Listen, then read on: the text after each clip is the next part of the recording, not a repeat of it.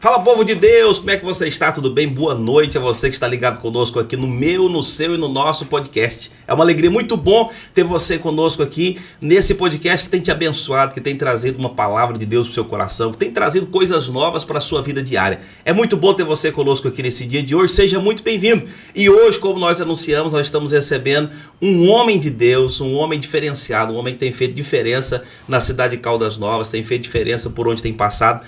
Um homem que aceitou o nosso convite de bom grado, gente boa demais, o cara é granfino, homem de Deus, estou falando dele, pastor Felipe Niel. Alegria, meu amigo, ter você conosco aqui nesse dia de hoje, coisa boa. A gente já bateu um papo de resenha aqui antes de começar o podcast e já vi que o negócio vai render aqui hoje. Seja bem-vindo, meu amigo, bem-vindo ao nosso podcast. Obrigado, uma alegria, pastor Kennedy, uma alegria estar aqui com vocês. Coisa boa demais. Gente, ele eu sei que é ocupado, só pra você ter noção. Eu marquei a data com ele, acho que tem um mês mais ou menos, né? Foi, acho que foi. Muito, né? Muito ocupado, rapaz. Graças a Deus, né? E eu fiquei, tá meio corrido, pastor. E eu fico feliz de ter atendido a gente, né? Fico feliz. Certeza que tem muita gente da igreja aí, da Igreja Batista, dessa audiência de hoje, muita gente da Assembleia, muita gente gosta do senhor, muita gente de toda a igreja de Caldas Novas. Com certeza, quando a gente anunciou, o pessoal ficou animado aí para esse podcast de hoje. Seja muito bem-vindo. Alegria ter o senhor aqui. Uma alegria estar aqui. Coisa boa. Também estamos conosco aqui hoje o William, meu amigo inseparável de sempre aqui, atrás das câmeras, no computador. Que Deus abençoe sua vida. William, Deus abençoe.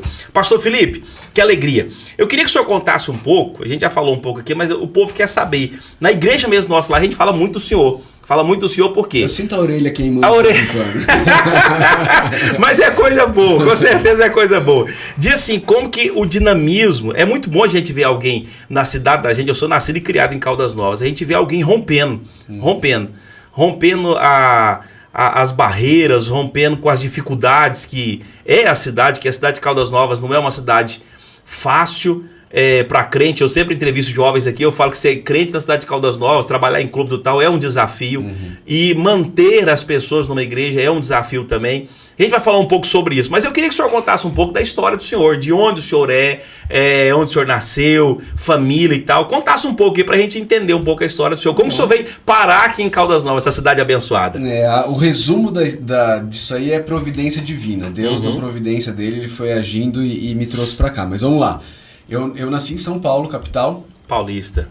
Sou paulista. Corintiano, palmeirense ou São Paulino? Por quê? Por quê, rapaz? Não, porque o paulista tem essa pecha de ser chato, metido, arrogante, né? Eu não ia falar nada, não. Quem pode falar, né? Quem é uma coisa de gordinho, falar de gordinho, é verdade. E eu sou corintiano. Rapaz, toca aqui então, moço! Que é isso, rapaz? Um corintiano aqui. Hoje um vascaíno, tadinho. Mas nós também tá feio, né? Pra nós também tá feio. A gente não tá podendo falar muita coisa, não. Tá podendo falar, não. Corintiano, rapaz, olha só.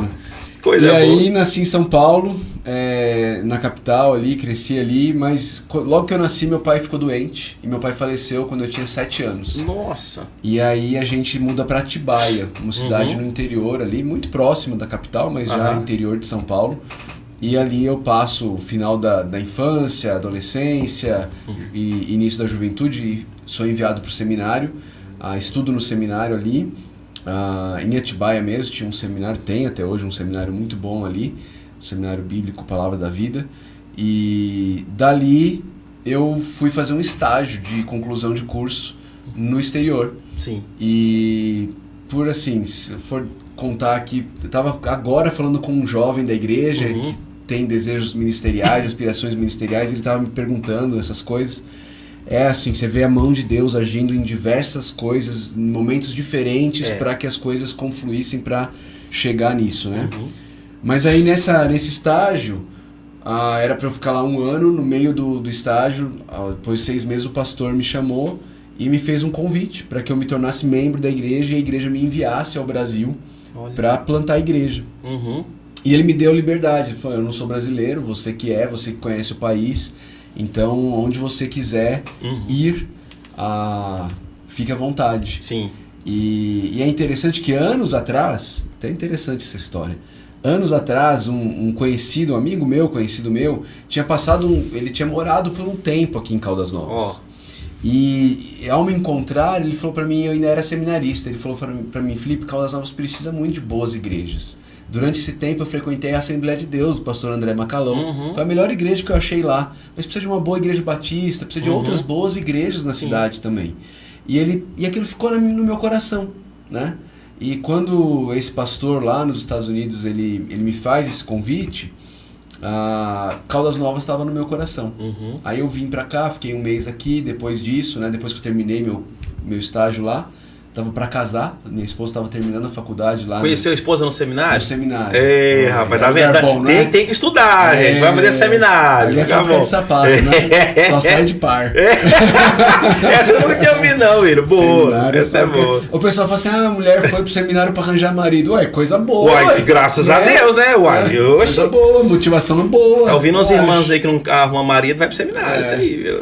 E aí eu vim pra cá, fiquei um mês e falei, não, eu gostei da cidade. Eu nunca tinha vindo em Caldas Novas. Eu ia te perguntar, você não conhecia então? Nunca tinha vindo. Aí, julho de 2007, eu passo um mês aqui e entendo que era aqui mesmo, que era pra eu vir. Aí, caso, sou ordenado ao ministério por essa igreja lá, de onde eu fui fazer o estágio. E aí, em 18 de fevereiro de 2008, a gente chega aqui, recém-casadinho, no nosso Verona 94. Nossa, pastor. Pra começar a nossa vida. Recém-casado, vocês vieram pra cá então? A gente casou dia 15 de dezembro de 2007. Fomos de volta pra essa igreja. Eles quiseram fazer um casamento pra gente lá também. Então eu falo que eu sou casado 2 vezes, mas com a mesma mulher. Que bacana. E aí me ordenaram ao ministério pastoral. E aí, em 18 de fevereiro de 2008, a gente chega aqui. Essa igreja que o senhor fez o seminário nos Estados Unidos? O estágio foi nos Estados Unidos. No caso. O seminário foi aqui, o estágio foi lá. Isso, o pessoal do estágio que enviou o senhor para cá? Isso. Que legal, pastor. Deram suporte pro senhor, tudinho, dão suporte ainda, alinhamento hoje, e tal? Até hoje, eu os entendo como a minha igreja enviadora. É interessante porque o pastor que me enviou, ele continuou pastor dessa igreja até o ano passado. Olha só. Então, ele é meu pastor. Eu continuo tendo ele como meu pastor. Hoje a igreja lá está sem pastor, está na busca por um pastor. Mas ele continua sendo meu pastor. Né? Mesmo que ele esteja hoje em outra igreja, ele é um exemplo, um homem de Deus. Eu louvo a Deus pela vida dele. Que bacana. Pastor, fala um pouco de casamento. Eu tô entrevistado, tô falando de casamento aqui, gente, que eu ando preocupado. Assim, o senhor é pastor, o senhor está na frente do ministério. Eu preocupado por jovens que não querem casar, por jovens que eu chamo de jovens que conquistaram uma falsa independência de estudo, de dinheiro, de independência financeira. E tá tendo mais mulher, pelo menos na nossa igreja lá tem muitas meninas que... E aí vai passando o tempo, parece que vai perdendo o gosto por casamento. O senhor casou com quantos anos? Eu me casei com 23 para 24. Novo, pela idade, né? Novo. E como que é o nome da esposa do senhor? Eu esqueci. Marina. Foi corajosa, hein? Ela foi. Assim, de casar e já enfrentar o ministério, isso é paixão. Sim, porque até então a gente casou, a gente não sabia, a gente vinha pra Caldas. Aí você vai fazer o quê? Nós vamos pra Caldas, plantar uma igreja lá. Pastor, quando o senhor casou, o senhor tinha casa, tinha móvel, tinha tudo? Ou foi providência, igual o senhor falou, divina aqui? Eu cheguei aqui em Caldas com o Veroninha, aquele carro Verona da Ford. Né? Tinha o Apollo e o Verona, iguais os carros, né? Cada um de uma montadora. E a gente chegou no Veroninha, que meu sogro deu pra gente, 94. Era 2008, o Veroninha era 94. Com os nossos presentes de casamento dentro, nossas malas, e é isso. E viemos começar a vida. Essa história aqui, gente, eu chamo a atenção sempre, porque hoje quem vê o pastor Felipe Niel é uma referência, tá estruturado na vida, tá estruturando, tá trabalhando para isso, que o povo acha que pastor não trabalha, só ganha, né? Mas pastor rala, e ele rala muito, é um homem visionário. Mas assim, o povo hoje está com medo de casar, pastor, porque não acredito, eu acompanho os cursos do senhor, vejo, o senhor fala muito sobre essa questão da providência, sobre conhecer a Deus, sobre providência, é uma marca que vê na vida dele, quem vê o ministério dele, quem vê a igreja, vê a providência. Até emocionei com a história que o senhor colocou esses dias lá, do tamanho que vocês pegaram a igreja, do tamanho que ela está hoje, como está crescendo, a visão, o planejamento, isso é muito legal. Que palavra que o senhor traria para o pessoal que não quer casar? É interessante, pastor, eu estava lendo um livro semana passada, da Nancy Pierce, é um livro da editora, eu não vou lembrar qual é a editora que lançou ele em português, mas ela é uma filósofa americana cristã. Sim. E esse livro trabalha sobre o corpo. E ela vai falar sobre o fato de que existe uma visão que vem lá de René Descartes, da filosofia e tudo mais, de um dualismo. E que separa o corpo da pessoalidade. E a nossa sociedade fez isso, ela está aplicando isso à sexualidade. Separou o corpo da pessoalidade. Então hoje, maturidade no meio secular É você usar o seu corpo para ter prazer sem querer nenhum envolvimento de pessoalidade. Então uma menina que espera que o rapaz tenha algum envolvimento de pessoalidade com ela, ligue para ela no dia seguinte, queira ter um relacionamento, ela é uma menina imatura na visão do mundo, tá? Sim. Então, por quê? Porque houve essa separação. O corpo é só para ter prazer, não tem nada a ver com a tua pessoa. Tua pessoa é tua pessoa, o corpo é o corpo. E, infelizmente, pastor, isso muitas vezes vai entrando na mente, inclusive, dos cristãos. E aí, ao entrar na mente dos cristãos, às vezes o cristão não se entrega à vida sexual ativa e tudo mais, mas entrega a pornografia. E ele encontra a satisfação da necessidade dele, do prazer dele na pornografia, sem precisar construir um relacionamento com ninguém. Aí fica fácil, fica gostoso, eles acham, né? Não tem responsabilidade. Não tem responsabilidade, eu não tenho que lidar com o marido, eu não tenho que lidar com problema de família, porque casamento é uma bênção para revelar nossos próprios pecados. Porque você tem dois pecadores, tem um livro que eu amo sobre casamento, chama Quando Pecadores Dizem Sim. Rapaz, vamos anotar esse. Eu já anotei o da Nancy Pierce, que eu já li dela também. Quando pecadores dizem assim. Vai anotando aí, gente. Enciclopédia aqui hoje, aqui, ó. Dave Harvey, o autor. E o título é exatamente isso. O que é o casamento? São dois pecadores que disseram sim um pro outro e agora vão morar juntos. É o desafio. Rapaz, é um desafio enorme. Cada um com a sua própria criação, seu próprio jeito de ser, valores e tudo mais. E agora eles estão na mesma casa construindo uma vida juntos. É difícil, não é fácil. É muito bom, muito gostoso. Eu não caio nessa cilada de que casamento é prisão. Não, casamento é bênção de Deus. É uma delícia. Com os seus desafios, porque nós vivemos num mundo caído. E depois de Gênesis 3, tudo é desafio. Até o que é muito bom é desafiador. Mas o jovem cristão precisa abrir os olhos. Ele precisa abrir os olhos. Deus tem um plano, e a menos que você tenha sido chamado para o celibato, porque você vai se envolver com algum tipo de ministério que o casamento vai te atrapalhar, meu irmão, vai buscar o casamento. E tem muito tempo que eu não vejo um desse aí, viu? Um celibato. Tem muito tempo que eu não vejo. Pastor, eu estava até vendo um vídeo, comentar um pouco sobre esse assunto aqui, mas o hedonismo e o narcisismo no mundo hoje acaba que está interferindo. Essa cultura secular está interferindo mais do que a cultura do reino na vida nossa. Por causa de quê? Vamos entrar um pouco na tecnologia daqui a pouquinho. Mas o consumo, essa infoxicação de prazer o tempo todinho, que a pessoa tem que se sentir bem, não pode ser contrariada, não pode falar contra ela, não aguenta ouvir não. Aí eu ouvi um vídeo agora, fizeram uma entrevista, um pessoal que faz aquela entrevista em São Paulo, inclusive. Qual que você prefere? Um rapaz feio, porém, que vai te manter, que vai cuidar de você, que vai te bancar, ou um rapaz vagabundo, mais bonitão, para você sair e passear à noite? Pastor, eu acho que uma menina só que respondeu do feio em todo mundo, e as meninas vibrando. Claro que estavam numa festa, efeito de droga, tudinho, mas falando como que a nossa cultura hoje tá, que as pessoas prezam pela aparência, só o prazer, o hedonismo e tudo tal. Como que a gente pode combater isso, essa questão na igreja? Como que a gente pode preparar o jovem para não deixar a cultura secular falar mais alto que a cultura do céu? Tem um conto, né, muito antigo, que ele fala... Todo mundo conhece essa expressão, não caia no conto da sereia.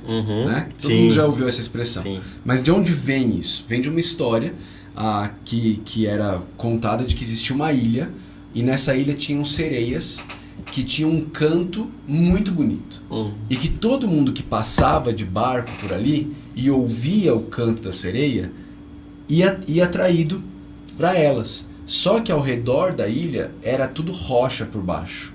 E ao tentar chegar na ilha, o barco batia nas rochas, afundava e as sereias comiam as pessoas. Rapaz, é um conto, é uma história, olha. Tá? E conta-se a história que um homem, ele descobriu o jeito de passar por lá sem cair no canto da sereia. Qual foi o jeito? Ele contratou o melhor cantor que ele conhecia, para que o cantor fosse no barco junto com ele, cantando.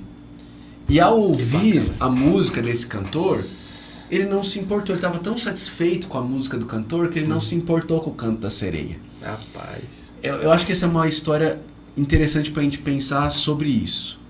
O mundo está com o canto da sereia o tempo inteiro cantando no ouvido dos nossos jovens. Não adianta a gente querer colocar cera no ouvido dos nossos jovens para que eles não ouçam a música do mundo e possam seguir. Não vai resolver. A gente precisa mostrar para eles uma música mais bonita. E a música mais bonita é Jesus Cristo. Uhum. Eles precisam conhecer profundamente Jesus e ficar maravilhados, encantados com Jesus, a ponto de que as coisas desse mundo fiquem cinzentas para eles. Percam a graça, porque eles têm Jesus e eles estão satisfeitos em Jesus. Acho que esse é o nosso grande desafio. Sim. Inclusive no conto fala que uma outra pessoa tentou ouvir o canto da sereia sem morrer, que ele colocou cera no ouvido dos marinheiros e se amarrou no mastro do navio. Para que ele ouvisse o canto da sereia, os marinheiros não, porque eles estavam amarrados, mas na história não resolveu o problema, porque um marinheiro tirou, ouviu, e aí começou a tirar dos outros, enfim. E eles morreram também. Até que esse teve a ideia da música mais bonita. A gente tem a música mais bonita, o Senhor Jesus Cristo. A gente só precisa ajudar os nossos jovens a, de fato, se encantarem por Jesus. Rapaz, eu vou traduzir aqui no português. Deu uma mensagem, que você me deu uma mensagem, que abre um insight na cabeça aqui, ó. Proibição, às vezes, não é a solução. Regras, às vezes, não é a solução. Porque hoje a gente tem um choque geracional. Eu trabalhei com jovens da minha esposa durante 18 anos. E eu já vi muitas pessoas falando assim, não, tem que proibir, tem que pôr regras. E essa questão de regras, pastor, ela não tem segurado mais os jovens. Não, eu estou impressionado, não sei como está na igreja do Senhor, mas eu converso com vários amigos e tal. Tá diminuindo jovens. Tá diminuindo. Eu até falei esses dias numa reunião de líderes aqui, de outros amigos de igreja, falando, gente, a gente precisa fazer alguma coisa. Eu fico preocupado. Direto alguém de uma escola municipal, pastor, você pode ir lá trazer uma palavra, os adolescentes estão se cortando, estão se mutilando, outros estão tentando suicídio. Assim, eu tento trazer pessoas aqui pra gente falar um pouco. Eu amo Caldas Novas e eu tô preocupado, porque assim, a igreja não pode ficar encapsulada só ali, ela tem que fazer alguma coisa. E a gente tá perdendo quem poderia fazer alguma coisa. Eu não sei se foi o senhor que eu assisti esses dias falando sobre a questão que a gente... É isso que o senhor falou, tem que produzir Jesus neles, porque eles que vão estar com os amigos na escola lá. São eles que vão ser os discípulos, eles que vão ser os enviados. A gente não vai poder estar lá. Quer dizer, um trabalho que eu fizer vai ter resultado? Vai. Mas não vai ter como preparar os nossos para estar lá no meio deles. Né? Eu acho isso muito interessante. Gente, que conto fantástico. O senhor quer falar alguma coisa? É exatamente o que o senhor está falando. Regra não transforma coração. Obviamente que a Bíblia tem um monte de regras. Tem um monte de coisa na Bíblia que ela ensina pra gente que a gente não deve fazer isso. E a gente tem que seguir as regras da Bíblia. Mas a regra não transforma o coração. Paulo vai falar que a lei, ela leva a gente até Cristo. O que a lei serve pra quê? Para que eu perceba que eu não consigo obedecer ela. E aí eu corro pra Cristo. E aí em Cristo eu encontro o poder para perdão e capacitação para obedecer a lei. Né? E Paulo vai dizer lá em Colossenses 3, ele fala assim, Colossenses 2, a partir do versículo 20. Já que vocês morreram com Cristo para os princípios elementares deste mundo, por que, como se ainda pertencessem a ele, vocês se submetem às regras? Não manuseie, não prove, não toque. Todas essas coisas estão destinadas a perecer pelo uso, pois se baseiam em mandamentos e ensinos humanos. Essas regras têm, de fato, aparência de sabedoria, com sua pretensa religiosidade, falsa humildade e severidade com o corpo, mas não tem valor algum para refrear os impulsos da carne. O que refreia os impulsos da carne é um amor maior. Maior. É esse Jesus. É eu amar Jesus mais do que eu amo as coisas desse mundo. É o cantor do barco aí mesmo. Isso assim, eu gosto de falar sobre isso, pastor, porque isso foi uma coisa assim que demorou muito para essa chavinha virar na minha cabeça, sabe? Eu fico muito à vontade aqui para falar dos meus erros, dos meus fracassos. Eu por muitos anos lutei e eu me sentia na vida cristã como aquele ratinho na roda do hamster. Sei. Sabe? Muita atividade, muita força, pouco movimento, que ele não sai do lugar, né? Ele tá ali. Até que eu entendi isso daqui, que não era na minha força. Eu não ia conseguir vencer o pecado na minha própria força. Eu precisava assinar, eu uso muito essa expressão, assinar a minha declaração de falência espiritual. Deus, eu não consigo. Não, na minha força eu não consigo. Que a hora que eu reconhecer que eu não consigo, aí eu vou buscar força naquele que pode todas as coisas. Isso é tudo. Né? Tudo. Eu acho que passa por isso daí. o senhor respondeu uma caixinha de perguntas, estava vendo hoje, a gente fica na internet, né? Tudo tal. Vou falar um pouco sobre isso, até pela questão, eu conheço alguns pastores que falam assim, não, eu vou encher o povo de atividade. Eu lembro um dia com a menina que eu liderava jovem, ela até falou assim, nossa, o bolo do meu trabalho, fala, você não tem tempo nem para pecar, porque num dia você está ensaiando coreografia, no outro dia você está ensaiando louvor, só que também ela era muito proativa, queria fazer tudo, não é a questão da igreja aqui, é a questão dela, que ela queria estar na igreja mesmo para se envolver, quanto mais se envolvesse.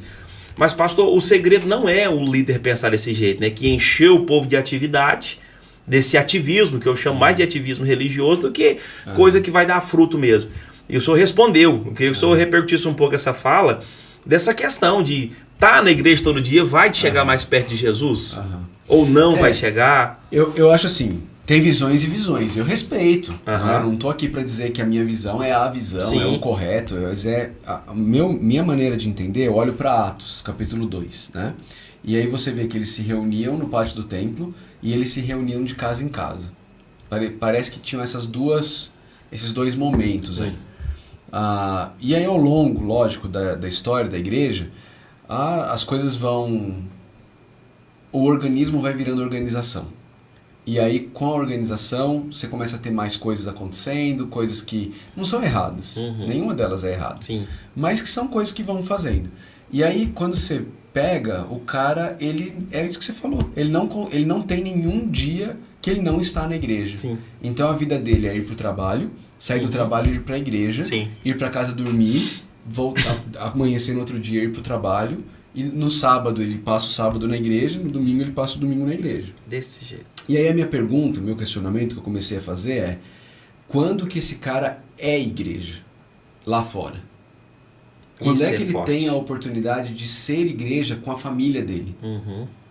Com os parentes dele que não são cristãos? Que ele tem um mandato de ir pregar o evangelho. Mas ele vai pregar quando? Se ele não está com eles. Às vezes a própria família da pessoa, assim, eu digo os filhos, o filho começa a ter raiva da igreja, porque a igreja está tirando o pai dele dele.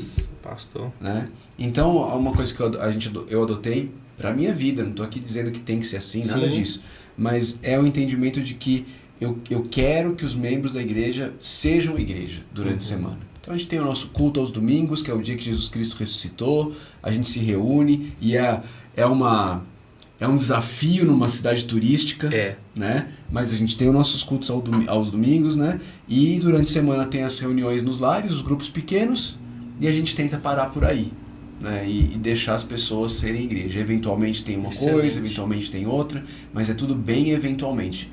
Se você perguntar, pastor, o que tem de regular na igreja que a gente gostaria que todo membro participasse? É o culto no domingo e uma reunião de grupo pequeno durante a semana nos lares. É isso. E o resto do tempo, meu chamado para eles é: vão ser igreja, vão evangelizar, vão encarnar em Caldas Novas, né? Viver na vida do povo em Caldas Novas como Cristo, cheio de graça e de verdade na vida das pessoas. Muito bom. Inclusive, vou tocar no assunto, porque acabou de passar aqui o que ele faz aqui, o Atrium Jiu-Jitsu aqui, ó. Que o Azar faz também, o PP faz também, o senhor faz, só o senhor parou por aí, a esposa faz também, a filha não faz. Não, só vocês dois mesmo, né? Eu e o Pedro. E eu vi lá que o Azar foi um dia à noite lá e ele vibrando com o menino dele e tudo tal. Nós, eu tô falando nós na questão assim, eu tenho muitos amigos que custou e ainda muitos não abriram a cabeça para essa questão de exercitar o corpo, de ter um momento, né? De ter um momento. Eu até gravei um story esses dias na academia e muita gente, uns critica por você gravar, outros, só que um dia um falou um negócio para mim que eu falei, agora que eu vou gravar. Eu, pastor, através de seus stories, que eu falei, eu vou fazer academia também. Se o pastor Kennedy é gordinho, tá fazendo, eu também vou fazer. Eu falei, eu não entendi a segunda parte não, ele meio pejorativo. Aí foi, só acredito que eu fiz, tem um mês já emagreci 3 quilos, e o senhor? Eu falei, não, deixa isso pra lá, deixa esse assunto pra lá. Eu tô ganhando músculo. Eu tô ganhando músculo, deixa isso pra lá, que eu tô ganhando músculo. É que músculo é mais pesado que gordura. É mais pesado, boa, essa é boa pra responder. Então essa questão da influência, isso é muito interessante, porque eu vi o senhor vibrando com o menino do senhor lá e tal. O senhor tem esse desejo por esporte há muito tempo, criou chegando aqui, já tinha desde jovem. Alguém influenciou, Felipe, tem que cuidar do corpo, tem que fazer um exercício. Porque, pastor, não sei o senhor, mas quando eu tô na academia, minha cabeça parece que dá um gás, assim, Aham. parece que... Pra mim, eu falo pra você, não é uma terapia, um refrigério. Sim, Parece sim. que é a hora que eu desligo de tudo, tô lá, os músculos tá doendo, tá? Mas é um momento legal. Sim. É um momento legal. Eu assim, quando menino, eu sempre gostei de esporte. Uhum. Sempre. Eu jogava Bom, hein? tudo. Tudo que você falar, nunca fui bom em nada. Sei. Mas eu sempre gostei de jogar tudo. Teve influência de pai, de algum tio, de alguma Não. coisa, ou criou mesmo assim um... O pessoal da igreja era muito envolvido com esporte. Aham. Eu sempre. Quando eu morava em São Paulo ainda, a gente morava num condomínio, então tinha quadra, tinha campo de futebol. Então era chegar da escola e ir pra Sim. quadra jogar bola. Minha vida era isso. Né? Menino, né? Aí depois, quando eu mudei para Atibaia, a escola em que eu estudava era uma escola que incentivava muito o esporte. Que muito. legal. Pra você ter Bacana. uma ideia, a escola ela tinha 2 quadras poliesportivas, um ginásio coberto, ela tinha piscina para você fazer natação e ela tinha uma área para você fazer atletismo. Que legal. Então, assim, bacana. eu tive esse privilégio de poder desfrutar disso. Então, eu sempre gostei. Eu sempre fui muito magrinho até ir pro seminário. Quando eu fui pro seminário... Por que será? O treinamento já tá Foi passando. quando eu comecei a ganhar peso. E aí, depois fui morar fora, aí piorou, casei, diz que casa, né? Aí pronto, prosperidade chega. Ah, meu Deus. Até que no ano de 2021, eu tava pregando num acampamento de carnaval. E aí tinha uma quadrinha de basquete lá, os meninos estavam jogando. Aí, vamos jogar e tal. Aí, vamos. Joguei 5 minutos, minha lombar travou. Travou, assim. Eu passei o resto do acampamento pregando com a lombar travada. Meu Deus. E aí tem um irmão na igreja, o nome dele é Pedro Isaac, ele é personal, né? E aí eu falei com ele, Pedro, como é que é? Ele falou, não, vai ser meu ministério. Eu vou te treinar, vai ser meu ministério que vai fazer bem para a igreja. E aí desde então ele tem me treinado e graças a Deus tem sido muito bom. O que não houve de progresso é culpa minha, não é dele. Rapaz. De falta de vergonha na cara minha, mas ele me ajudou muito, E aí ele tinha treinado jiu-jitsu antes, ele estava parado também. Mas ele já tinha treinado jiu-jitsu, tinha comentado e tal. E aí eu falei pra ele, Pedrão, eu quero treinar jiu-jitsu, cara. Vamos ver se eu consigo pegar um condicionamento físico, pelo menos assim, o mínimo, pra eu não morrer no jiu-jitsu.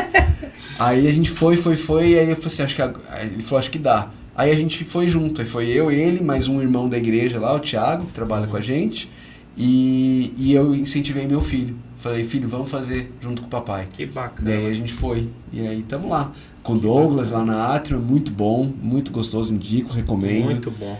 Tempo muito bom. Nosso Azar tá amando lá, rapaz. E teve o Luiz Ricardo também, que é primo também, tava fazendo. Foi muito legal, foi muito legal. Pastor, influência pro ministério. Quem que influenciou o senhor desde novo? Quem que é a influência do senhor? Quem que é a pessoa que o senhor inspira? Eu tive o privilégio de ter ótimos pastores ao longo da minha caminhada. Eu falei, né? Não sei se eu falei aqui, né? Que meu pai faleceu, eu era muito novo, né? Então, mas Deus providenciou homens de Deus que fizeram essa figura paterna na minha vida, né? Que benção. Então, desde assim, eu lembro de um pastor Moisés, dele me pegar no sábado para fazer pipa comigo. Né? Fazer a pipa e empinar. Ele não tinha filho homem, ele só tinha filha menina. Olha. Mas ele me pegava e ia fazer esse tipo de coisa comigo. Depois, quando eu fui morar em Atibaia, também meus pastores lá, tanto o Roberto quanto o Totti, foram homens de Deus na minha vida. Mas eu queria ser jornalista. Crescendo assim, adolescente, eu comecei a trabalhar muito cedo. Eu passei num concurso público com 14 anos de idade. Naquela época podia, né? Agora... Hoje não pode mais. Meu Deus. Tadinho das crianças. Trabalhar para não tadinho, E aí eu assumi o concurso público e fui trabalhar, enquanto eu fazia o ensino médio, tudo, mas o meu projeto era terminar o ensino médio e ser jornalista, fazer jornalismo. Só que eu fui para um acampamento antes de prestar vestibular. E aí nesse acampamento Deus falou muito ao meu coração. Passei um mês lá servindo como equipante voluntário no acampamento, né? Nas minhas férias. E eu comecei a fazer devocional no livro de Eclesiastes. E Deus começou a questionar as minhas motivações porque eu queria fazer jornalismo. Porque, lógico, não tem nada de errado em ser jornalista. Mas as minhas motivações para o jornalismo, até ilusórias, era que eu queria ser famoso e rico. Tem poucos jornalistas famosos e ricos. Verdade. Verdade. Mas era isso. E aí, quando Deus começou a me confrontar, eu comecei a pensar na possibilidade de ir para o seminário. O seminário em que eu fui estudar, ele tem um curso de 1 ano, que é assim, um curso meio para você discernir a sua vocação. Sei. Se depois desse curso você entender que é realmente o ministério que você quer, aí você segue e faz o resto. Tipo um teste vocacionário que eles têm hoje. Só que é 1 ano lá, 1 ano de Bíblia. Que legal. Entendeu? Então, muitas pessoas fazem esse 1 ano só antes de ir para a faculdade, para ter um embasamento bíblico mais sólido antes de ir para a faculdade. Bacana. E aí eu cheguei em casa e eu fui falar com a minha mãe, né? Lembrando assim, toda a situação. Minha mãe, viúva, eu trabalhava na Câmara de Vereadores lá da cidade, tinha um bom salário e eu tinha esse receio, né? Porque meu salário fazia diferença e o seminário era tempo integral, era internato. Então tinha que abrir mão do trabalho. Tinha que abrir mão do trabalho. E eu cheguei pra minha mãe e falei assim, mãe, aconteceu assim, esse mês e tal, e eu tô considerando a possibilidade de fazer chamava Projeto Marcos, o primeiro ano. Tô considerando a possibilidade de fazer pelo menos o Projeto Marcos. Aí ela falou, meu filho, eu tava orando por isso, mas eu queria que Deus falasse com você e não eu. Que benção. Então, aí é interessante, pastor, porque eu lembro que a mensalidade do seminário era o ordenado da minha mãe. O mesmo valor. Rapaz. E Deus proveu. Eu fiquei lá aos 5 anos. Graças a Deus, Deus proveu de maneiras assim espetaculares, incríveis. Eu lembro de uma noite, o seminário lá ele tinha uma filosofia. Se você ficasse com 1 mês atrasado, no dia que vencesse a 2ª mensalidade, eles pediam para você voltar para casa, porque eles não queriam que você acumulasse uma dívida. Que você voltasse para casa, tentasse levantar recursos e então voltasse para o seminário. Que legal. No dia seguinte, era à noite, no dia seguinte ia vencer minha 2ª mensalidade. E uma amiga de época de acampamento me liga e fala assim, e aí Felipe, tudo bem? Tudo bem. O nome dela era Camila. Ela, olha, meu avô recebeu um dinheiro e ele quer abençoar algum seminarista. Você sabe de algum seminarista que está precisando? Oh, meu Deus do céu. Na manhã seguinte eu ia ter que ir embora para casa. Rapaz. E o avô dela pagou os 2 meses que eu estava devendo. Que providência. Então, assim, Deus foi cuidando de maneiras espetaculares, né? E aí depois, no meu estágio, como eu falei, o pastor que me levou lá e com quem eu fiz o estágio, ele me mentoreou de fato, ele me adotou. Ele é a minha grande referência hoje de ministério pastoral. Mesmo a gente não concordando com tudo.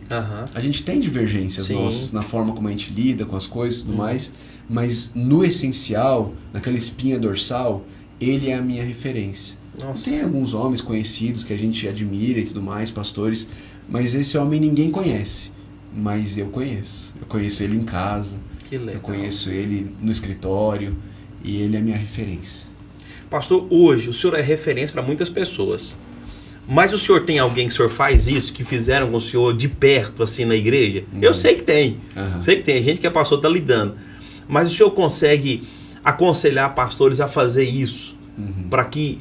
Eu fico olhando assim, essa palavra orfandade, ela tem mexido muito comigo. Como eu trabalho muito com paternidade, essa questão do homem, acaba que eu peguei mais esse nicho, questão de homem, por ver a deficiência da masculinidade na igreja hoje.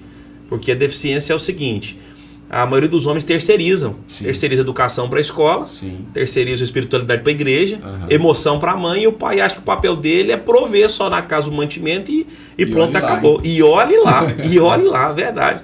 Então eu vejo na igreja muitos meninos que estão perdidos. Perdidos por uma falta de referência, por uma falta de... Eu converso com alguns homens e falo, rapaz, ler Bíblia pra quê? Fazer devocional pra quê? Eu não vou ser obreiro, não vou ser pastor. Porque a cultura acabou que forçou isso, ele a pensar isso, que tá na igreja, beleza, tá dando dízimo ali, tá passando de bom, tá fazendo um favor pro pastor. Pastor, que palavra que a gente tem para um pai desse? Vamos falar um pouquinho agora sobre criação de filho, que eu sei que o Senhor tem uma gama de ensinamentos aí, pra gente depois falar da Escola Vida no Evangelho, que eu acho muito interessante esse projeto. Mas criação de filho, o que a gente está errando? E o que a gente pode melhorar como cristãos? Tem tanto erro que a gente tem cometido, né, pastor? Mas eu tenho dito pro pessoal que a gente tem perdido uma janela de oportunidade. Eu acredito da seguinte forma. Eu acredito que a criança, quando ela nasce, ela é uma janela escancarada de oportunidade. E uma oportunidade específica que eu acho muito importante é a oportunidade de ensinar para essa criança que ela nasceu num mundo em que existe autoridade. Ela não é senhora do umbigo dela. Ela não é dona da vida dela. Tem um criador. Sim. Ele é dono do universo. Ele é dono da vida dela. Quer ela aceite isso ou não, ele é. E a criança nasce achando que ela é dona da vida dela, que ela manda na vida dela. E isso é óbvio.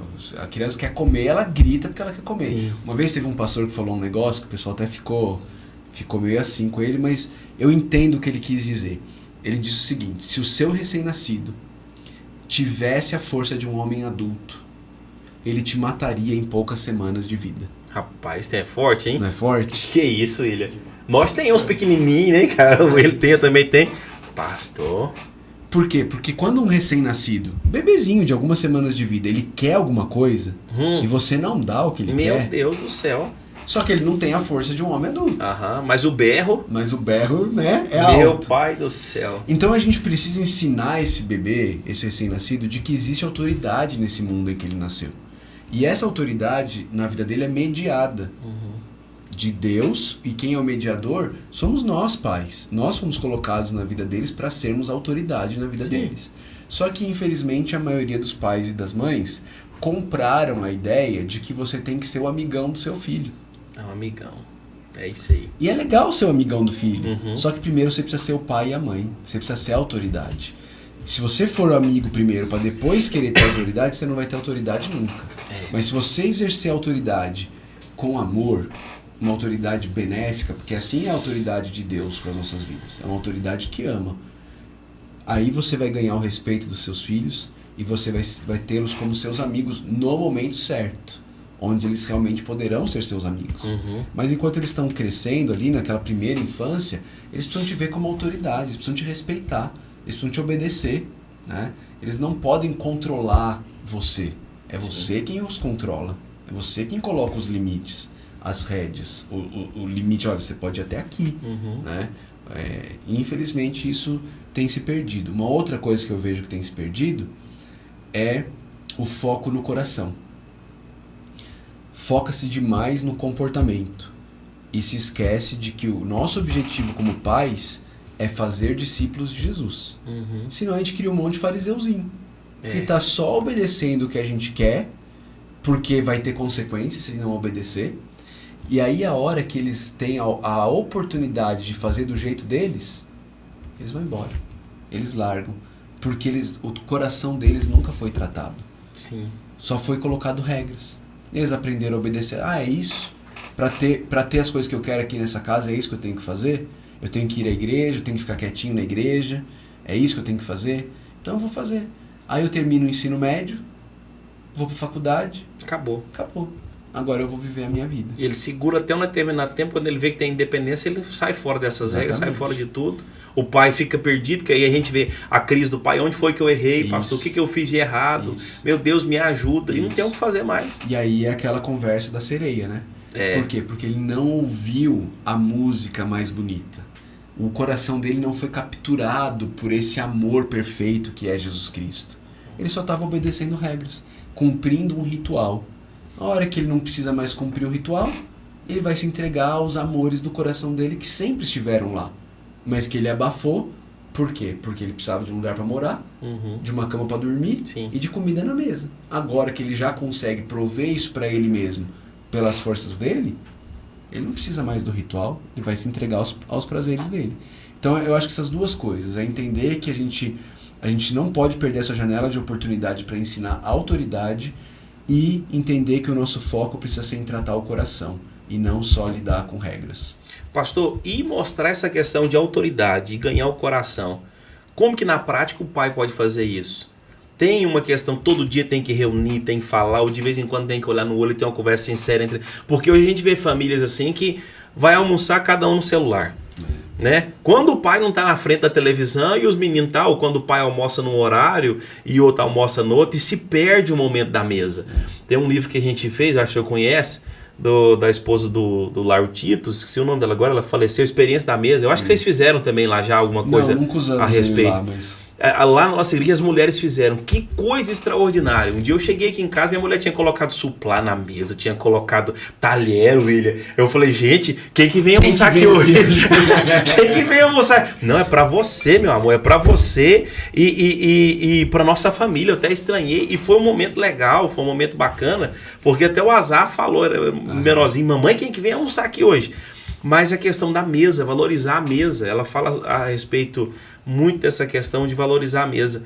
Como que tem uma receita, pastor? Eu sei que não tem manual, eu sei que não tem manual. Eu não tenho paciência com manual, não. Não tem. Mas não tem manual para isso. Tem, mas dá uma dica. Eu acho que tem muita sabedoria em entender que você precisa desenvolver um relacionamento. Uhum. E você falou uma coisa muito boa, pastor, sobre, você falou assim, o pessoal está terceirizando, né? Uhum. Você falou de terceirizar para a escola, para a igreja e para mulher, para a esposa, Sim. né? Mas tem uma outra terceirização, mais constante, sempre presente, que se chama tela. Tela. Ah, rapaz, é Não sei o que fazer com meu filho. É. Ah, pega aí o celular, vai. Tá chorando, põe ele. Não, olha aqui a galinha pintadinha aqui para você. Né? E você terceiriza para a tela. E isso tem causado um problema enorme. Não sei se assim, a gente nunca... Essa é a primeira geração. É a primeira geração que está crescendo com o uso de telas. É. Qual vai ser o resultado disso? Qual vai ser o resultado? O que a gente tem visto de resultado em curto prazo não tem sido bom. Não tem. Qual vai ser o resultado em longo prazo? Não então tem. Assim, talvez eu seja chato, radical, xiita, pode usar a expressão que for. Mas eu entendo, e aí eu apliquei isso na vida dos meus filhos, que tela não é coisa para criança. Então, lá em casa, os meus filhos até 4 anos, 5 anos de idade, era 0. Uhum. Depois disso, começou-se gradualmente, gradativamente, né? Com limite. Com limite. Entende? Por exemplo, eu comprei um videogame, quando que foi? Em janeiro desse ano, eu fui aos Estados Unidos pregar lá, e aí eu confesso que eu comprei o videogame mais pra mim. Uhum. Quem da nossa pastor não tinha condição? Só tinha condição? Não tinha condição. Eu também não tinha. Quando eu era criança tinha um Master System. É onde minha mãe conseguiu chegar. Rapaz. Mas o Super Nintendo, essas coisas, Nossa, meus primos ricos tinham. Super Nintendo era, meu Deus do aí céu. Aí tem o videogame da Nintendo, né, aquele Switch, Uhum. que você consegue colocar nele aqueles jogos antigos. Sim. Você baixa lá os jogos antigos. Que legal. E aí eu comprei. E o Nintendo Switch, você pode jogar ele tanto como se ele fosse assim, um iPad, quanto na televisão. Você conecta ele na televisão. E aí, meu filho, ele é pecador igual eu. Eu sei que se eu não pôr limite nele, ele se entrega. Ixi. Então, 2 coisas que a gente colocou. Só tentando dar um exemplo. 2 coisas que a gente colocou. Eu coloquei pra ele. Primeiro, Pedro, eu não quero que você jogue no modo assim. Certo. Porque eu não te quero assim, ó. Enfiado num mundo em que só existe você e a tela. Eu não quero isso. Uhum. Eu quero você aqui, ó, com a gente. Estamos numa casa. Eu quero você aqui. Minha mãe falava... Minha mãe tinha uma expressão que ela falava assim: você não está num cortiço. Você está numa casa. Rapaz, essa eu nunca ouvi não. Essa aí era cortiço. Qual que é a palavra? Quando as pessoas moram elas alugam um quartinho na casa, tem uma... Não, aqui é cortiço mesmo. Aqui é cortiço mesmo. Cortiço, né? Quando tem vários quartozinhos, isso, pessoal tipo kitnet e tal. Ela falou, você não tá num cortiço, você tá numa casa, que é uma família. Bacana. Então você vive a família, você não vive a sua vida individual aqui dentro. Legal, hein? Ó. Então eu falei isso pra ele. E a segunda coisa foi, você pode jogar todo sábado, 1 hora por sábado. E é isso. E se eu perceber que isso está dominando o seu coração, vai diminuir. Rapaz. Vai diminuir. Olha aí, William. Então assim, tentar colocar essas, porque eu sei que isso vai fazer mal pra ele. Vai. Aí os amiguinhos sugeriram o FIFA tem um FIFA Mobile, né, que chama. Mobile. Aí esse você compra jogador, você vende, não sei o que, monta seu time. Uhum. Se não cuidar, vira a vida dele. Vira a vida. E aí só sabe falar sobre isso. Né? Pastor. Então assim, são coisas que eu acho que a gente tem que estar muito atento. E criar esse relacionamento com os filhos. Os filhos precisam eles precisam confiar na gente. Né? Eles precisam confiar na gente. Eles precisam ter liberdade com a gente. E é um processo, como o senhor falou, não tem fórmula. Não. Mas eu acho que relacionamento, a mesa é muito importante. Lá em casa a gente sempre priorizou isso. É muito difícil. Eu não vou falar que é todo dia, mas, sei lá, uma vez por mês eu não almoço em casa. Se eu tô em Caldas, Sim. né? Se você tá viajando, não tem o que fazer. Uhum. Mas se eu tô aqui em Caldas, eu volto para casa, eu almoço em casa, eu busco fazer as refeições com eles. A esposa pega no pé pra eu não ficar no celular, porque as demandas não param, né? Não para. O pessoal continua mandando mensagem e tudo mais, mas a gente tenta colocar isso aqui de lado, ficar sentado à mesa, conversar durante a refeição, ouvir como é que foi na escola, fazer perguntas abertas. A gente faz muita pergunta sim ou não. E aí, foi tudo bem na escola? Sim ou não? Foi ou não foi? Né? A gente precisa aprender a fazer perguntas assim. E aí, o que teve de mais legal lá na escola? Aconteceu alguma coisa ruim lá na escola hoje? O que teve de ruim na escola? E aí você, né, tentar ir puxando, conversa, para que eles aprendam a conversar com a gente, né?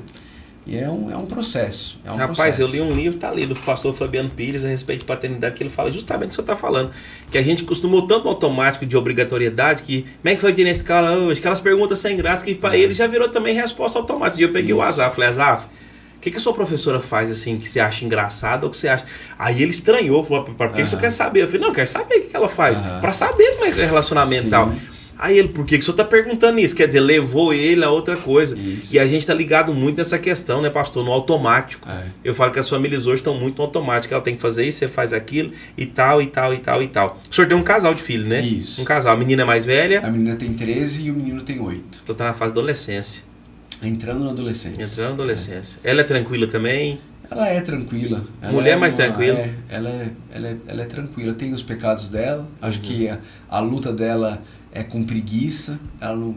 Se você deixar, ela dorme o dia inteiro. Pastor, mas que adolescente que não é assim, vamos falar assim, são fases, né? Tem lutas, né? Ela tem as lutas dela, as dificuldades dela, ela luta com temor a homens, por exemplo. Ela tem muita dificuldade de falar não para as pessoas. Nossa. Muita dificuldade de falar não. E às vezes ela não quer aquilo. Às vezes uma amiguinha pede uma coisa, ela não quer. Não quer desagradar a pessoa, não consegue. Né? Então isso é algo que a gente trabalha na vida dela, precisa aprender a temer mais a Deus do que aos homens. Foi porque daqui a pouco alguém vai chegar e vai pedir para você uma coisa que é pecado. E aí? Você vai fazer só porque você não quer desagradar a pessoa? Então você tem que aprender. Então assim, é aquele discipulado contínuo e uma coisa que... A única coisa que de fato é essencial é joelho no chão. Porque se não for Jesus transformando o coração deles... Pastor, esse falar não, e eu aprendi muito no livro, tá aqui atrás aqui, eu peguei ele aqui. Quando Deus é pequeno e os homens são grandes. Excelente esse livro. Pastor do céu, esse livro mudou minha cabeça, porque minha mulher mesmo fala assim, caramba, como que esse livro transformou sua cabeça? Porque eu não sabia falar não. Tudo eu falava sim, às vezes sacrificar minha família, sacrificar meu casamento, para falar sim para todo mundo. Até pastor, que é uma tentação enorme. Porque a gente que é líder, né? A gente quer agradar, a gente não quer ser desagradável. E a gente...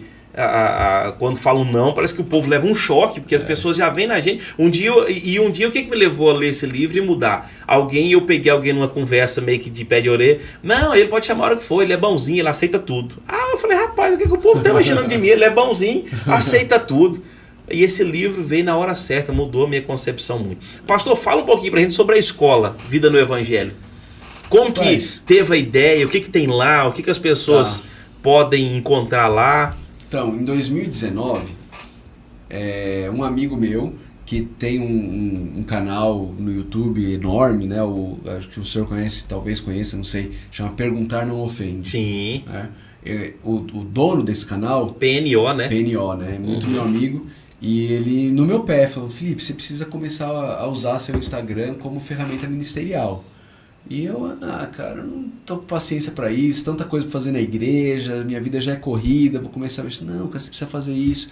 E ficou por um tempo aquele negócio e tal, aí ele falou, eu vou começar a fazer para você. Aí ele começou a mexer com o meu Instagram, e um pouco tempo depois, um seminarista me abordou e falou assim, pastor, eu tô com dificuldade de manter uma vida devocional, constância na vida devocional.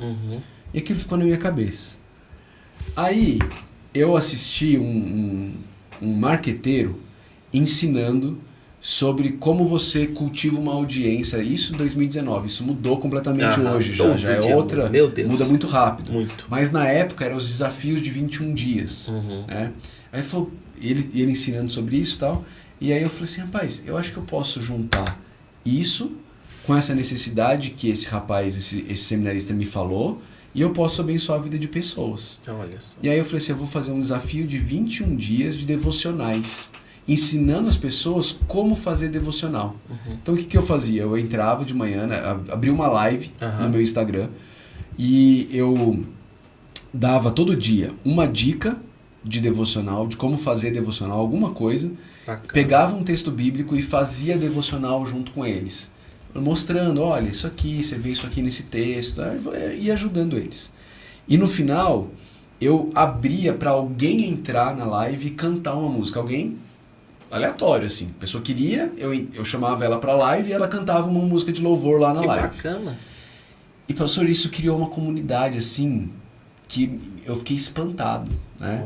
Na época, o meu perfil não era um perfil grande nem médio, eu acho que hoje não é grande, hoje ele é médio, mas na época ele era bem menor, e a gente fazia devocionais lá com 200 pessoas ao vivo. Olha só, naquela época Naquela época, 2019. Isso foi em setembro de 2019.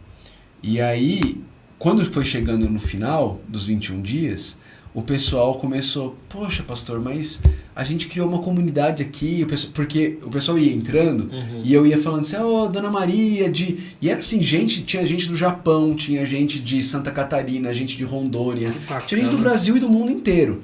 E aí o pessoal começou a se conhecer já sabia, tem a Loriette lá de Santa Catarina, tem o Rogério do Japão, tem a Vládia de Fortaleza, tem, né? Virou uma comunidade. E aí eu falei assim, e o pessoal falou assim, pastor, tem nos alimentado isso daqui. A gente, infelizmente, na nossa cidade a gente não tem uma boa igreja para ir e tudo mais. Começaram. Olha. E aí eu falei assim, rapaz, o que eu posso fazer? Eu falei, eu vou criar uma escola com o objetivo de ajudar as pessoas a entender o Evangelho e entender como o Evangelho não é só um carimbo no seu passaporte para ir para o céu. O Evangelho muda toda a sua vida. Sim. Ele muda teu casamento, ele muda a maneira como você cria filho, ele muda a maneira como você usa dinheiro, como você encara o trabalho, suas emoções. Ele muda tudo na sua vida. E aí eu fiz isso. Chegado no final dos 21 dias, eu falei pro pessoal, vou fazer uma proposta para vocês. A proposta é que a gente crie uma comunidade, uma escola, em que a gente tenha aula toda semana, quinta-feira à noite. Eu vou dar uma aula para vocês. Eu não sei por quanto tempo isso vai acontecer, mas enquanto eu conseguir, a gente vai seguindo, tendo uma aula por semana na quinta-feira à noite. E aí o pessoal, quem quisesse, se matriculava para participar da escola. Que bacana. E foi assim, de novo, foi um negócio que me surpreendeu demais. Eu não esperava que tivesse a adesão que a gente teve, né? Tanto que a escola seguiu assim, tendo aulas toda semana, de outubro de 2019 até fevereiro desse ano. A gente ficou 20 inteiro, 21 inteiro, 22 inteiro, 23 inteiro. Então foram 4 anos e meio aí de aula toda quinta-feira à noite. Então hoje, lá na Escola Vida no Evangelho, você tem 200 e tantas aulas sobre tudo quanto é assunto da vida cristã. E tudo foi o senhor que gravou? Não. A maioria foi. Só que depois de um tempo eu comecei a convidar amigos para dar aula. Então o reverendo Augusto Nicodemos deu aula, pastor Sacha Mendes, o Weber Campos Júnior, Guilherme Amarino, daquele projeto Sola, daquela banda, deu aula sobre oração. Ele tem um curso lá dentro sobre oração muito bom. Vários outros amigos meus deram aula lá. Então, hoje quem entra na nossa comunidade tem acesso a todas essas aulas. A gente não tem mais as aulas novas toda quinta-feira, mas o cara tem um banco de dados lá para assistir de aula. Meu Deus. De muito. E não são aulas de 20 minutos, são aulas de quase 1 hora, 45 minutos, 1 hora. Aulas bem completas, e algumas dessas aulas são cursos mesmo. Então a gente tem um curso que é as bases do Evangelho, depois a gente tem um curso sobre casamento, criação de filhos, emoções, finanças também, eu vi lá. Investimento, o que o Evangelho fala sobre gravidez, o pessoal começou a ouvir muito católico falando sobre ser aberto à vida. Aí a gente teve 3 aulas sobre isso, sobre gravidez, gestação, métodos anticoncepcionais. Virou uma comunidade mesmo, o senhor foi ouvindo o pessoal e foi atendendo às necessidades de cada um. E tentando sempre trazer como o evangelho molda a nossa visão sobre aquele assunto. Então, é isso. Bacana. Tá disponível no Hotmart também? O senhor colocou no Hotmart tá lá no também? Hotmart. Legal. A vida no evangelho. Se você quiser, então, aí. Gente, inclusive, bem-vindo, viu? Você que tá chegando agora ao nosso podcast. Curte esse comentário aqui, conteúdo. Comenta também, compartilha, se inscreve no canal, me ajuda aí a crescer também. Pastor, queria falar um pouco sobre questão política. Não sobre política de Caldas Novas nem nada, mas sobre a influência do comunismo hoje. A influência do comunismo em faculdade, influência do comunismo hoje em escolas. A gente está vendo várias pessoas cegamente defendendo um comunismo, achando que é uma coisa legal. Tem até um rapaz que é chamado de pastor, não sei se o senhor conhece, ele é chamado Berloffa. Não conheço. Ele é de São Paulo e ele prega fumando maconha. Tem 150 mil seguidores. E ele agora, ele tá pegando os pastores e detonando. E o cara é muito inteligente, só que ele fala que Jesus era comunista, ele defende o comunismo, ele defende o Hamas, contra Israel. Pastor, pega a Bíblia, ele abre a Bíblia e eu tô seguindo ele lá, seguindo para ver por quê. A gente tem que saber o que esse povo tá falando. E eu vejo muitos jovens nossos lá, tem como você ver o seguidor, que tá seguindo ele também. Então, quer dizer, estão se atraindo pelo canto da sereia. Sim. Se atraindo. O que a gente poderia fazer? Qual que seria a palavra que o senhor traria a respeito da gente vencer essas ideologias? Eu sei que Cristo é tudo. E a gente precisa abrir a cabeça do pessoal, igual essa escola. Essa escola é extraordinária. Para a gente ter uma profundidade em Cristo, no Evangelho, para que a gente possa conseguir combater. Porque a maioria dos jovens cristãos, até o pastor André Valadão lançou essa fala também, não deixe seu filho para a faculdade, tal, que se ele for... Aí teve muita repercussão de gente crente que não é fundado no Evangelho, que vai desviar... Mas como que a gente faz com essa ideologia, pastor? O que a igreja pode fazer a respeito disso? Qual é a opinião do senhor? Então, meu modo de pensar em relação a isso é que a gente não vai transformar essas coisas da noite para o dia. A gente não vai... Porque o comunismo não chegou onde ele está da noite para o dia. Sim. Ele chegou onde ele está tomando as bases. É um trabalho de base. Né? Eu acho que esse foi o erro da direita, e aqui eu não estou me colocando como da direita ou da esquerda, eu sou do evangelho. Mas eu acho que o erro da direita brasileira foi achar que a solução era trocar a ponta do iceberg. Vamos colocar um presidente de direita. Não adianta ter um presidente de direita se as bases não forem aí, eu vou chamar de conservadoras, né? Verdade. Fazendo oposição ao revolucionário, né? Que seria o comunista. Então, é uma questão de cultura. O comunista, ele tomou todas tem um livro muito bom, Quem Governa a Escola, Governa o Mundo. Ou Quem Comanda a Escola, Governa o Mundo, da editora Monergismo. Excelente esse livro. Monergismo é boa editora, hein? Boa editora. E é isso, eles tomaram a escola. As escolas estão tomadas. Tomadas pela visão revolucionária. Eles tomaram a escola, eles tomaram a imprensa, eles tomaram o entretenimento, né? Então, se a gente não produzir cultura conservadora, nós não vamos ganhar essa guerra, né? O comunismo vai continuar se expandindo, porque aquilo que é ensinado por meio da cultura é ensinado de uma forma muito forte. Muito forte. O senhor vê, quantas vezes algum irmão da igreja já se pegou recitando trechos do seu sermão enquanto lavava a louça na segunda-feira de manhã. Estava lá lavando e recitando trechos do seu sermão de domingo. Mas quantos estão lá assobiando e recitando músicas que cantaram no domingo? Verdade. Que a música fica, ela pega, é a cultura. A gente precisa produzir cultura de qualidade, que ensine o certo, que ensine o belo, que ensine a conservar aquilo que Deus criou da forma como Deus criou, né? A gente precisa de escola, a gente precisa de pensadores, a gente precisa de pessoas produzindo material. Eu vou dar um outro exemplo. Eu gosto muito de arma. Eu gosto de atirar.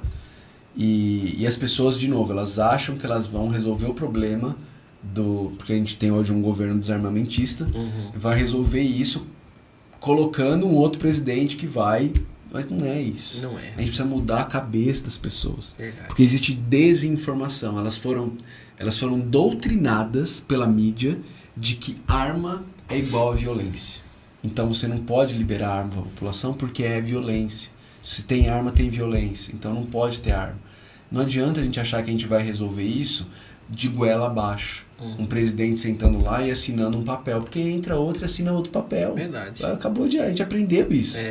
Né? A gente precisa mudar a cultura das pessoas, para elas entenderem as coisas, porque elas foram doutrinadas. Então é um desafio para a igreja a ensinar essas pessoas, ensinar esses jovens que muitas vezes vão precisar ser ajudados além da Bíblia.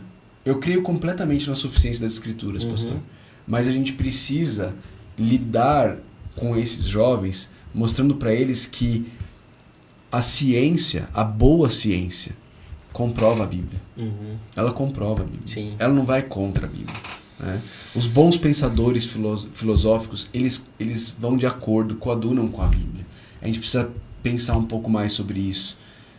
Mas é um desafio. A gente está no meio de um momento difícil. Hoje eu li o que o senhor falou sobre música no livro Discipulado da Contemplação. Que livro! Meu Deus do céu, não sei se o senhor já leu ele. E o autor fala o seguinte: a música a boa música, ela fala mais alto que um sermão. Justamente o que o senhor falou. Eu achei interessante que eu li hoje à tarde esse trecho e eu até grifei lá e falei, rapaz, como a gente está pensando? Que ele fala assim, quando um governo quer enfraquecer a mentalidade do povo, ele investe em músicas de baixa produtividade. Hoje o Brasil é regido por funk. É isso aí. Né? Infelizmente, hoje o povo fala, você pode falar isso não, mas funk eu acho que foi gerado no inferno. Eu acho que não foi. Eu acho que não foi Deus que gerou aquele negócio, não. Não é a batida, é a música, a letra, a depravação, o sexismo com a mulher. A cultura ao redor do funk, né? Pastor do céu, e a gente vê, aí a minha pergunta agora, esses costumes sendo trazidos para dentro da igreja, né? Porque colocou uma letra, um Jesus lá e tudo tal, mas o ritmo, tudinho. Eu até vi um meme hoje, o camarada falando, quando a gente traz um pastor para pregar e colocou a figura do pastor Hernandes, né? Trazendo a palavra, os jovens tudo dormindo. Quando traz um que faz barulho, pegou nós pentecostal, que não entende nada e o povo rodando. O que você aprendeu do culto? Nada. É um meme, mas é a realidade.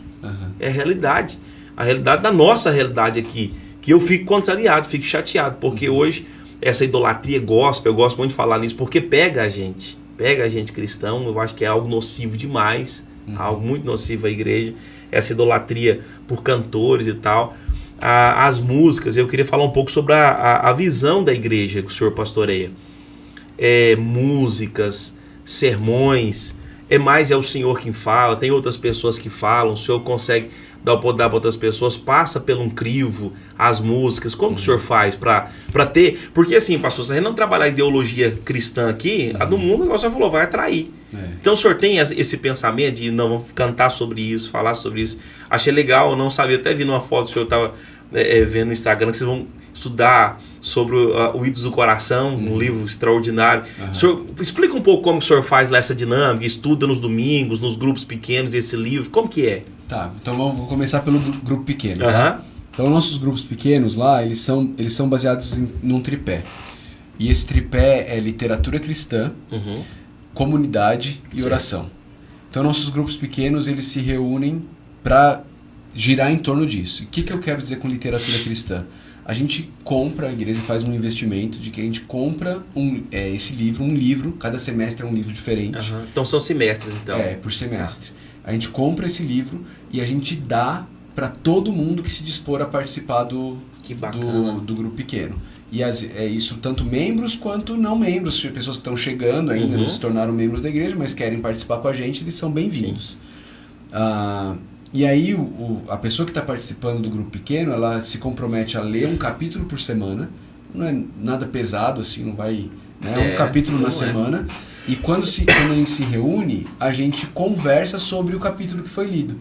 Então a gente vai, olha, isso aqui, puxa, eu li isso daqui, nossa, chamou minha atenção isso aqui. Tem um interlocutor que vai... Tem um facilitador, né, vamos dizer assim, que é o líder do grupo, né? Mas ele não está lá para dar um estudo bíblico. Entendi. Esse não é o papel dele. Ele tá lá para facilitar gerar a conversa. comunicação e tal. É para as pessoas compartilharem. Ele vai ser o cara que, se alguém tiver alguma dúvida, ele vai ser a pessoa que vai tirar essa dúvida e tudo mais. Mas ele não está ali para dar um estudo bíblico, ele é esse facilitador da conversa. Quem deu o estudo bíblico, vamos dizer assim, foi o autor do livro que eles leram. Ele que deu o estudo bíblico. Sim. Então todo mundo já leu e se reúne para falar sobre isso, ter um tempo de comunhão ao redor da mesa, que crente gosta de comer, né? Sim. Falar sobre experiências e tal. Isso, e depois orar. Abrir o coração, cada um falar do pedido de oração e a gente ter um tempo de oração juntos. Nossos grupos pequenos funcionam assim. Né? Esse é o nosso foco. Aí você perguntou sobre louvor, né? Hoje a gente tem uma pessoa que tá lá na igreja, né, que faz parte da equipe, que é responsável pelo Ministério de Louvor da igreja. Ele foi voluntário por muitos anos e hoje ele é parte da nossa equipe. E que ele já, vamos dizer assim, ele já entendeu a nossa filosofia de ministério. Então eu tenho total tranquilidade de que ele escolhe as músicas e tudo mais. Mas por muitos anos, caminhando junto com ele, sempre foi, quando vai entrar uma música nova no repertório, ele traz para mim, aí a gente analisa, e aí fala ok, ou se não é ok, tentar ajudar ele a perceber por que não é ok. Né? Não só falar assim, não, esse aqui não, mas sentar com ele e falar assim, olha, o nome dele é David. David, olha aqui, você tá vendo esse trecho aqui? Você percebe que... E aí tentar ajudar ele a criar esse raciocínio, né? E quais são as coisas que a gente tenta usar como parâmetro lá no nosso Ministério de Louvor? Primeiro, as músicas precisam ser músicas que adorem a Deus e não músicas que falem sobre o homem. Nossa, muito bom. Então, o nosso objetivo é a gente se reuniu para adorar a Deus. Então, nós queremos cantar músicas que falem coisas boas sobre Deus, que exaltem Ele, que glorifiquem a Ele, e não tanto músicas que fiquem falando sobre o que Deus vai fazer para mim. Sim. Né? Eu não creio que músicas que falem sobre o que Deus vai fazer para mim são músicas necessariamente erradas. Mas eu não acho que elas são músicas para o culto público. Entendi. Eu acho que elas são músicas para eu cantar no carro, em casa. Músicas que vão animar meu coração, vão animar minha alma. Mas não são músicas para o culto. O culto, no meu entender, deveriam ser músicas que exaltem a Deus. Excelente. Exaltem o que Deus faz. De forma ainda mais específica, a cruz, Cristo. Então a gente busca cantar músicas que sejam cristocêntricas, centradas no Evangelho também, que as letras sejam centradas no Evangelho, e que sejam congregacionais. O que eu quero dizer com congregacionais? Músicas que foram feitas para serem cantadas pelo povo, né? Que é foi uma das grandes marcas da Reforma Protestante. Né? Sim. A Igreja Católica, antes da Reforma Protestante, só tinha canto gregoriano. Eu não vou aqui me arriscar a te mostrar o que é canto gregoriano, mas sabe aquelas músicas do coral dos meninos cantores de Petrópolis, que eles ficam fazendo aquele sobe e desce assim de música e tudo mais, que era isso, era em latim, era o coral que cantava com esse canto gregoriano. O pessoal não participava? A igreja não participava. Então, quando a reforma vem, a reforma traz de volta para o povo o canto. A música. Paulo, quando ele escreve aos Efésios, ele fala, olha, fala entre vocês com salmos, hinos e cânticos espirituais. Sim. É pra gente, é pro povo cantar, né? Então a gente busca músicas que sejam fáceis da igreja cantar. A gente quer que a igreja cante. E a gente não quer que seja um show. Então essa é sempre o trabalho com nossos músicos, é ajudar eles a entender que eles estão lá para facilitar a igreja cantar. Sim. E não para eles fazerem uma apresentação. Tem o lugar do show, mas não é o culto público. Não é o culto. Né? O show tem o seu lugar. O show de um artista cristão tem o seu lugar, mas não é o culto público. Então essas são algumas coisas que a gente tenta, assim, o que norteia a gente em relação ao Ministério de Louvor é isso. Mensagem, o senhor segue uma série, segue uma linha de raciocínio, são mensagens avulsas, o senhor vê necessidade contemporânea que está passando alguma coisa, dúvidas, como que o senhor seguia para trazer uma mensagem ao povo? Então, o que formatou meu pensamento sobre pregação, né? Eu creio muito num negócio chamado pregação expositiva. Ótimo. Que lá atrás chamavam de lectio contínua, né? Que é, você pega um livro da Bíblia e você vai caminhando nesse livro da Bíblia trecho por trecho, trecho por trecho. Então, basicamente, é isso que a gente faz lá na igreja. A gente pega um livro da Bíblia, no momento a gente está em Gênesis, Vamos fazer Gênesis 14 agora, domingo. E a gente vai caminhando nesse livro. Basicamente fazendo o quê, pastor? As minhas pregações são o seguinte: eu pego a Bíblia, aí eu convido os irmãos a abrirem no capítulo que a gente vai estudar naquele domingo. Eu leio aquele capítulo, ou trecho, às vezes não é um capítulo inteiro, às vezes é um trecho. Aí eu oro, e aí eu vou explicar o texto, versículo por versículo. Eu vou interpretar esse texto, e aí por último eu vou ilustrar o texto, e aí eu vou aplicar o texto para a igreja. A pregação é isso. A pregação lá na igreja basicamente é isso. Basicamente é isso. Aí a gente vai fazendo. Eu tento alternar um livro do Antigo Testamento com um livro do Novo Testamento. Tento alternar,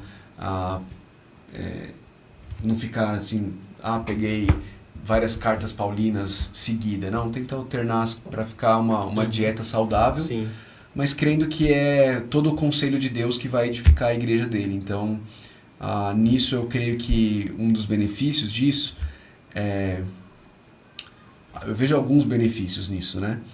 Um deles, quando eu não fazia dessa forma, escolher no que pregar a cada domingo era um parto. É um desafio. Eu ia falar isso pro senhor, pastor, não é fácil ser pastor e ter uma mensagem, não. Porque assim, o hino você pode cantar ele 500 vezes, ninguém fala nada. Mas você pregar a mesma mensagem 2 vezes, não, pastor, não tem mensagem, não tá preparando, não é difícil? É difícil. É um parto, você usou a expressão certa aí. Toda semana você fica pensando, eu vou pregar sobre o quê? Meu Deus. O que eu vou falar pra igreja agora? E ainda mais pastorados longos, né? Porque acho que esse é um dos motivos porque pastor muda tanto de igreja.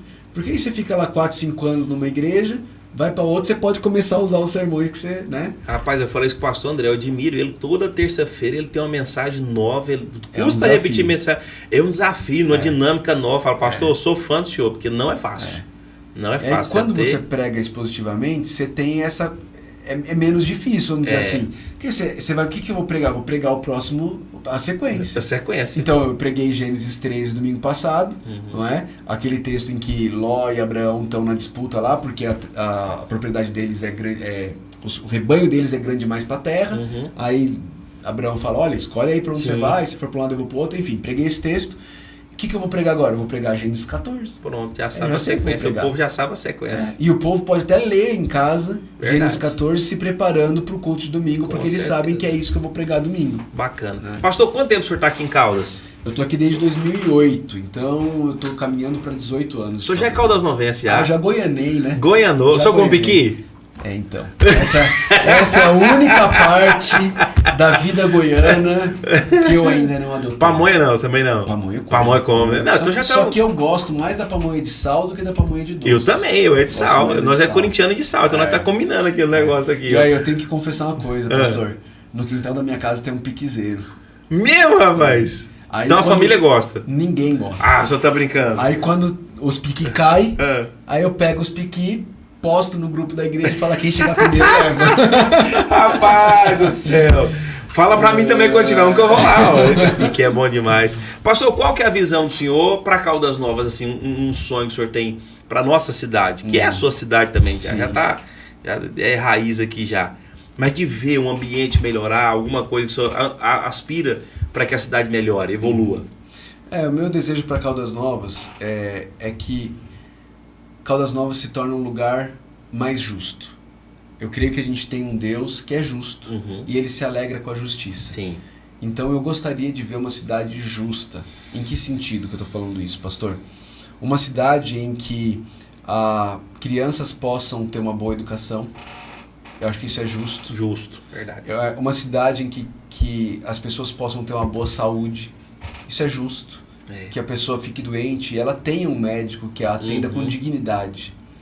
Uma cidade em que as pessoas trabalhem e recebam um salário digno. Verdade. Que elas trabalhem um número de horas correto, razoável, humano. E elas recebam um salário digno pelo trabalho que elas fizeram. Eu acho que... E uma cidade onde as leis são cumpridas. Essa é uma coisa que... Essas 4 coisas, eu acho que são as coisas que mais, sim, indignam o meu coração com Caldas Novas, assim, e muitas elas melhoraram nesses 18 anos, sim. Né? Eu vi melhora, mas tem muita lei federal que em Caldas Novas parece que não está em vigor. Não está em vigor, verdade. Não está em vigor. E o salário das pessoas aqui em Caldas, eu fico indignado com ele. Eu acho que a gente testemunha todos os dias algo muito semelhante a uma escravidão moderna. Verdade. Né? Em que as pessoas trabalham muito. Muito. O pessoal de Caldas Novas trabalha muito. São trabalhores, né? Trabalhadores. Povo trabalhador, eu falo isso. Mas ganham muito pouco. Pouco. Eles ganham para sobreviver. Muito pouco. Ninguém... É muito difícil um trabalhador... lógico, eu não estou falando de gestão. Sim. Eu estou falando de pessoas que estão ali fazendo o executivo, executando a situação, né? Essas pessoas, elas sobrevivem. Elas pagam as contas. E olhe lá. E olhe lá. Então, assim, eu gostaria que Caldas Novas, eu oro por isso, que Caldas Novas se tornasse uma cidade justa, mais justa, nessas 4 áreas especificamente. Verdade. Pastorzão, obrigado pela sua presença aqui. Oxe, já acabou? Rapaz, foi 1h30 aqui e a gente nem sentiu o negócio acontecendo aqui, William. O senhor tem que vir mais vezes quando tiver disponibilidade. Isso é uma alegria. Bom Papo demais bom. ter o senhor aqui, papo bom, conversa contraída. Eu falo demais, né? Eu gosto de falar. Não, pastor, mas o dia que o pastor Hernandes veio aqui, pela uma grata oportunidade de Deus, ele veio aqui, ele ministrou na nossa igreja. Aí depois aqui ele falou assim, rapaz, você é um dos poucos podcasts que eu fui, que você não falou muito, deixou eu falar, eu achei bom. E aí é legal, eu tô aqui só pra ouvir o senhor mesmo, tenho muita vontade de trazer o senhor aqui, e é muito bom saber que em Caldas Novas a gente conta com pastores como o pastor André, como o senhor, igrejas sérias, né, igrejas sérias que estão... não envergonha o nome de Cristo. Eu até falei esses dias, tô cansado de abrir rede social e ver pastor, hoje mesmo vi um de Porangatu envolvido com pornografia infantil, outro envolvido com pedofilia, outro, eu falei, meu Deus do céu, o que está acontecendo, Jesus? Pastor batendo em mulher, né, e vai, batendo na esposa. Mas como é bom a gente ver que na cidade da gente tem igrejas sérias, tem homens de Deus, e é muito bom ter o senhor aqui, é muito bom ter a sua família aqui, tenho certeza que é bênção de Deus. Meu primo foi para lá, o Ricardão, nosso patrocinador aqui, estou muito feliz, está muito alegre, está muito feliz lá, a família está muito alegre. E é muito bom ver ele crescendo daquele jeito. Gosto mais daquele pessoal lá, a família amada demais. E a recíproca é verdadeira, viu, pastor Kennedy? Eu sempre falo, olha, a Assembleia de Deus aqui de Caldas Novas, o Ministério Madureira, ela é uma igreja séria. E eu sempre falo isso. Pastor André, pastor Kennedy. Nosso pastor. Preciso mandar um abraço, pastor Rodrigo.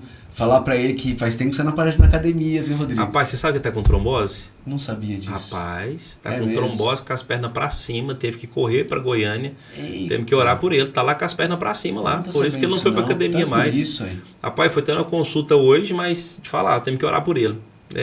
Com certeza ele vai estar assistindo. Um abraço, Rodrigão. Ele falou que ia assistir. Rodrigo, eu já tirei o puxão de orelha, retiro o meu puxão de orelha. Não estava sabendo dessa situação e agora eu vou poder orar. Temos que orar por ele, porque o médico falou, não pode subir das suas pernas não, se subir é perigoso, muito perigoso.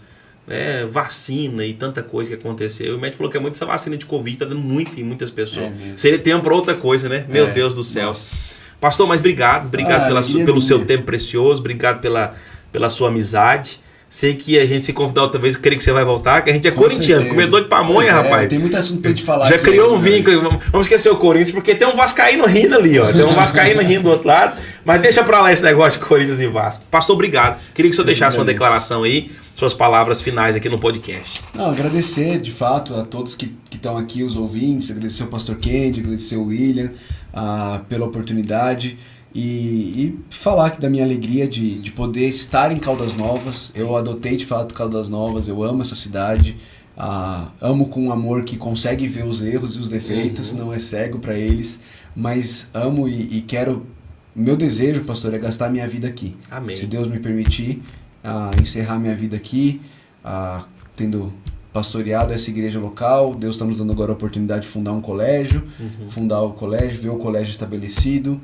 Se Deus me permitir fazer isso e terminar fiel, esse é o sonho da minha vida. É benção. Que coisa boa saber que o senhor quer terminar os dias aqui, ué. Então nós vamos ter muito período ainda junto, ainda aqui, se Deus quiser. Que eu também, pô, fala, quer sair de Caldas Novas? Não, pai, Caldas Novas é muito bom. Pensa numa cidade abençoada, né? É isso aí. Pastor, bem-vindo mais uma vez. Deus abençoe. Amém. Obrigado, viu? Obrigado. Deus abençoe. Gente, Valeu. foi um prazer, conversa boa, bate-papo legal.